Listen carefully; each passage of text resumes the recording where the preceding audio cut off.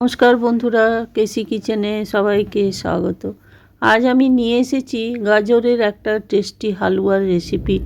এই রকম হালুয়া আমরা প্রত্যেকেই শীতকালে পছন্দ করি, আর এখন বাজারে খুব ভালো গাজর এসে গেছে, সেই জন্য আমরা প্রত্যেকেই এখন বাড়িতে বানাই এই ধরনের হালুয়া। চলো দেখে নিই আমি কিভাবে বানাচ্ছি। দেখো, আমি আধ কিলোর মতো গাজর ধুয়ে নিয়েছি। এইরকম গ্রেটার দিয়ে বেশ ভালো করে ছোট ছোট করে গ্রেট করে নেব। তার আগে আমি ওগুলো ছুলে নিলাম, ছুলে ধুয়ে নিয়েছি, ধুয়ে আমি এইভাবে গ্রেট করে নিয়েছি। গ্রেট করাটা আর আমি দেখাইনি, কেন কি ভিডিওটা ভীষণ লম্বা হয়ে যাবে বলে।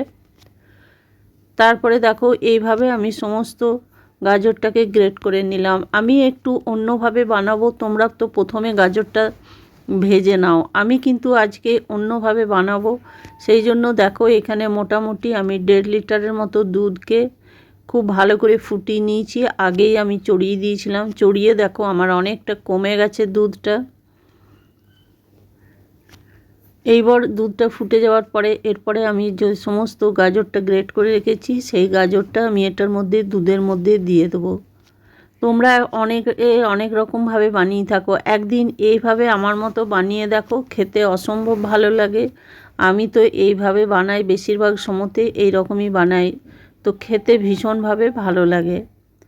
দেখো সমস্ত গাজরটা আমি দুধের মধ্যে দিয়ে দিলাম।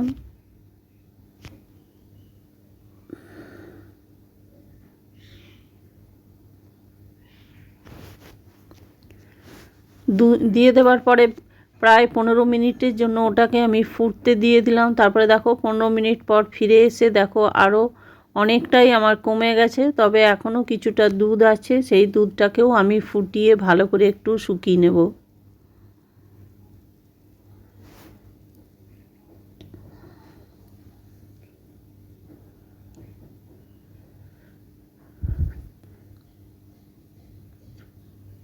দেখো আমার দুধটা প্রায় ফুটছে, ফুটে আমার অনেকটাই কমে এসেছে। এই সময়তেই আমি কিন্তু চিনিটা দিয়ে দেবো। চিনিটা দিয়ে দেওয়ার পরে বেশ কিছুক্ষণ এটাকেও ফুটিয়ে নেবো, তাহলে কিন্তু চিনিটা এটার মধ্যে গলে যাবে।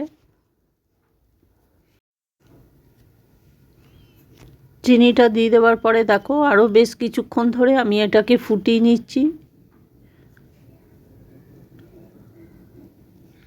দুধটা কিন্তু এর মধ্যে অনেকটাই শুকনো করে নিতে হবে মোটামুটি।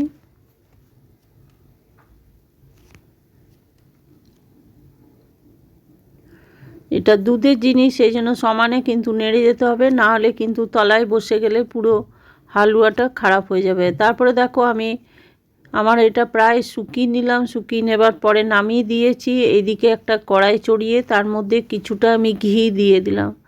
ঘিটা গরম হয়ে যাওয়া পর্যন্ত অপেক্ষা করব। দেখো ঘিটা গরম হয়ে গেছে। এরপরে আমি এর মধ্যে 3টে এলাচ, একটা তেজপাতাকে 2 টুকরো করে ঘিয়ের মধ্যে দিয়ে দিলাম। ঘিয়ের মধ্যে দিয়ে দেওয়ার পরে বেশ ভালো করে কিন্তু এলাচটাকে ভেজে নিতে হবে, তাহলে তেলের মধ্যে ভালো করে ভাজা গেলে কিন্তু হালুয়ার মধ্যে সমস্ত গাজরের যে একটা মিষ্টি গন্ধ সেটা চলে আসবে। এরপরে আমি কিছুটা ড্রাই ফ্রুটস দেখো ঘিয়ের মধ্যে দিয়ে দেবো, দিয়ে বেশ ভালো করে এটাকেও ভেজে নেব।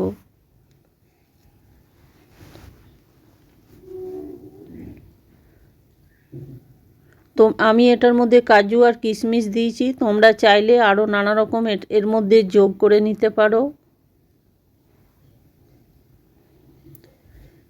এটা বেশ ভালো করে কিন্তু একটু ভেজে নিতে হবে ঘিয়ের মধ্যে।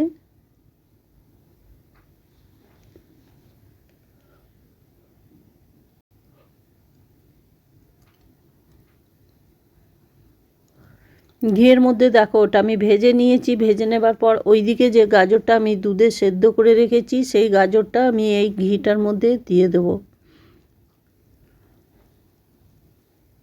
তোমরা তো আগে গাজর প্রথমে ভেজে নিয়ে তারপরে বানাও, একদিন এইভাবে বানিয়ে দেখো, খেতে অসম্ভব ভালো লাগে। কেন ভালো লাগবে জানো?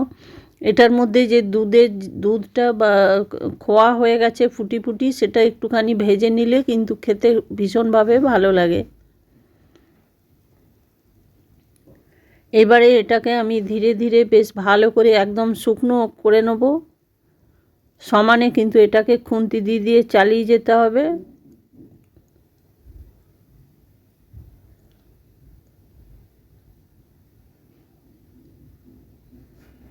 এটাকেও আবার 15 মিনিটের জন্য আমি এটাকে ফুটতে দেব, তাহলে দুধটা ধীরে ধীরে শুকিয়ে যাবে। এটা কিন্তু একদম হাই ফ্লেম করা চলবে না, তাহলে কিন্তু দুধটা ফেটে যাওয়ার ভয় থাকবে, কেন কি এর মধ্যে চিনি দেওয়া আছে।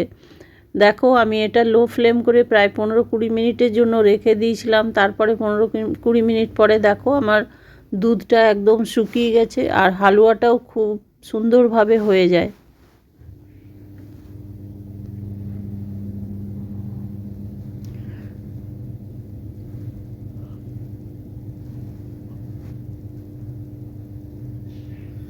দেখো এটাকে সমানে কিন্তু নেড়ে যেতে হবে। তারপরে তোমাদের বলে দিই, আমার রেসিপি যদি তোমাদের ভালো লেগে থাকে তো লাইক, শেয়ার ও কমেন্ট অতি অবশ্যই করে দিও। নূতন বন্ধুদের সাবস্ক্রাইব করার অনুরোধ রইল। দেখো এটা সমানে নাড়তে নাড়তে দুধটা আমার একদম শুকিয়ে গেছে। আর এই দুধটা যে ফুটে যায়, ফুটে যাওয়ার পর ঘি দিয়ে ভাজা হয়, সেই জন্য কিন্তু এর টেস্ট ভীষণভাবে বেড়ে যায় গাজরের হালুয়ার। তোমরা তো প্রথমে ভেজে করে নাও, একদিন এইভাবে বানিয়ে দেখো, খেতে অসম্ভব ভালো লাগবে। আর এই রকম হালুয়া কিন্তু বানিয়ে দিলে বাচ্চাদের তো আর কিছুই লাগে না, খুব সহজেই ওরাও খেয়ে নেবে। তারপরে দেখো এটা হয়ে যাওয়ার পর একটা প্লেটের মধ্যে আমি উঠিয়ে নিলাম। উঠিয়ে আমি একটুখানি ড্রাই ফ্রুটস দিয়ে সার্ভ করে দিলাম।